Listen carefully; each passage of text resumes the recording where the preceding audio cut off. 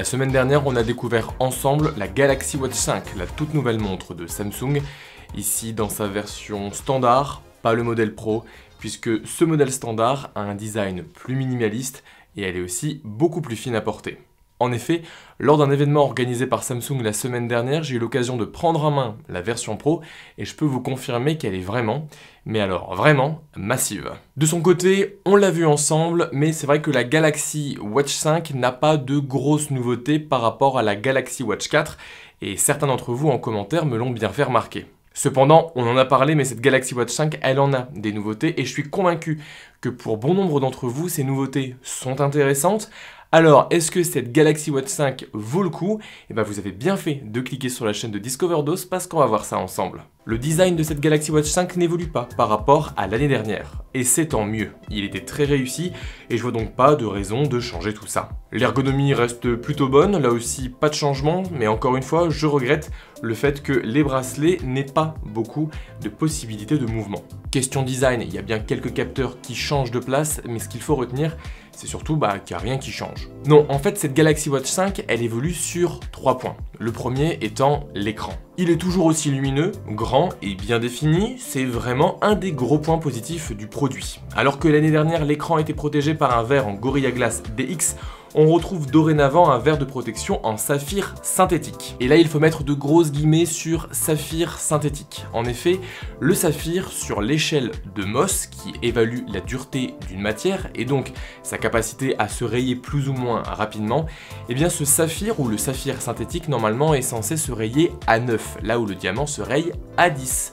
Sauf que ici, dans le cas de cette Galaxy Watch 5 standard, ce saphir synthétique se raye à 8. On est bien donc en dessous de 9, mais on est quand même au-dessus du verre qui lui se raye à 6. Par contre, pour info, la Galaxy Watch 5 Pro est elle bien résistante aux rayures jusqu'à 9 sur l'échelle de Mohs. Dans tous les cas, 8 ou 9, vous ne devriez pas rencontrer trop de problèmes, à part si vous vous baladez souvent avec des pierres précieuses dans la poche. Et moi je pense que c'est vraiment la nouveauté que j'apprécie le plus, un écran résistant, c'est un écran qu'on va apprécier plus longtemps. Autour de l'écran, on retrouve le cadran tactile qui simule les cadrans physiques des anciens modèles. Ça marche bien, c'est pas fulgurant, mais c'est correct quand même.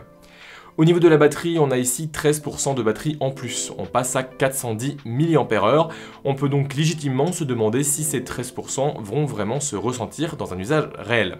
Et j'ai donc dressé le challenge parfait pour cette Galaxy Watch 5. Je suis parti au Touquet Music Beach Festival et la montre était à 100% le vendredi matin à 1h du matin. Et la montre est décédée 0% de batterie le dimanche matin à 11h. Elle a donc tenu 2 jours et 10 heures, ce qui fait qu'il n'y a pas vraiment d'évolution par rapport à la Galaxy Watch 4.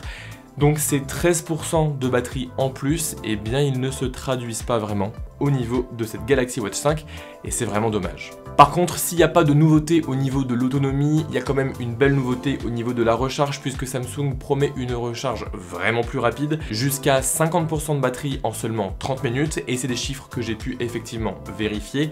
Cependant, cette vitesse de recharge, elle n'est vraiment valable que pour les 50 premiers pourcents, après ça ralentit vraiment et la différence avec la Galaxy Watch 4 est toujours présente mais beaucoup plus limitée. La montre est donc livrée avec son chargeur sans fil propriétaire. Vous ne pourrez donc pas utiliser n'importe quel chargeur pour recharger cette montre. Il vous faudra soit le chargeur officiel, soit le dos d'un téléphone Samsung compatible avec la recharge sans fil inversée. Et ça, c'est une pratique qui commence un petit peu à me gonfler, surtout qu'on a de nombreux constructeurs qui font pas ce genre de compromis ou de concession. Je pense notamment à Huawei où leurs montres, elles sont vraiment compatibles avec tous les chargeurs. Troisième nouveauté et non des moindres, c'est la précision des capteurs puisque Samsung a revu un petit peu ses algorithmes pour essayer d'avoir une meilleure lecture des sports qu'on pratique. Et je peux déjà vous dire qu'au niveau des pas et du tracking des pas, on est sur quelque chose de très pertinent. Moi par exemple ici, pour vous, j'ai fait quelques pas dans mon bureau et il semble que ça marche plutôt pas mal. Non allez, je déconne, on va vraiment la mettre en test, cette Galaxy Watch 5. Et pour commencer, une petite course à pied de 5 km, juste pendant la pause du midi pour voir la précision des capteurs, notamment du GPS. Et ici, je n'ai rien à reprocher. Le GPS est bon, il n'y a pas d'aberration dans le suivi, et même le suivi cardiaque est très convenable. D'ailleurs, c'est dans le contexte de la course à pied que j'apprécie particulièrement le design de cette Galaxy Watch 5, puisqu'on a quand même quelque chose de très fin, de léger, et c'est très agréable de courir avec au poignet. Ensuite, j'ai été nager avec la montre. Là où ma Garmin détecte 2 km de nage, la Galaxy Watch m'indique 1875 mètres, une différence substantielle mais pas improbable, surtout que pour le coup, le suivi de la Galaxy Watch m'a l'air un petit peu plus crédible. Attention cependant, cette montre a beau être IP68 et 5 ATM, elle n'est pas complètement étanche puisque IP68 et 5 ATM, ça veut juste dire que la montre résiste à l'eau en statique, juste qu'elle est dans l'eau mais qu'elle ne bouge pas. Or, si vous bougez, si vous sautez dans la piscine, que vous nagez, etc., il y a de l'eau qui risque de rentrer. Moi je vous en ai parlé, la Galaxy Watch 4 elle s'est pris un fameux coup au niveau de son étanchéité.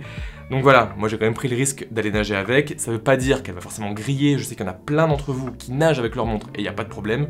Juste à savoir que si vous avez des dommages d'eau sur votre montre, vu qu'elle n'est que IP68, Samsung ne garantit pas les dommages liés à l'eau. Donc ça, il faut le savoir. Après, concernant la détection des pas, eh bien là c'est pareil, pas de problème. On peut marcher longtemps et la montre va vraiment bien suivre les pas qu'on effectue.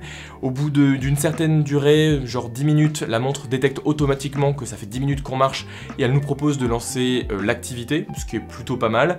Par contre, forcément, si vous voulez vraiment aller dans le détail, moi par exemple, là je vous ai dit, j'étais parti en festival et avec le bras qui bouge en permanence, et j'en ai fait des pas, mais surtout avec les bras. Donc voilà, c'est juste pour vous dire que forcément si vous voulez piéger la montre, c'est possible, mais sinon pour la détection des pas, c'est bon.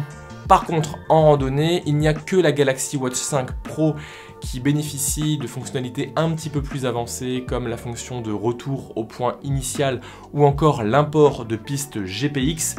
Mais bon, moi je vois pas vraiment de problème avec cette montre, juste que c'est une limitation purement logicielle, parce qu'on a d'autres montres, notamment chez Huawei, qui ont cette fonctionnalité depuis maintenant 2020, donc c'est dommage de ne pas l'avoir sur ce modèle, mais la Galaxy Watch 5 bénéficie quand même de ce genre de fonctionnalité via des applications tierces, notamment l'application de randonnée Komoot, donc voilà, c'est pas une grosse perte. Au niveau des fonctionnalités de santé, si on élargit un petit peu, eh bien je vous l'ai dit, on a un très bon capteur cardiaque, on a également une bonne estimation du taux d'oxygène dans le sang, on a également depuis maintenant quelques modèles la possibilité de faire un ECG, un électrocardiogramme, là aussi ça marche super et moi c'est une fonctionnalité que je trouve assez intéressante pour se rassurer si on a un petit doute ou qu'on a une petite douleur, etc.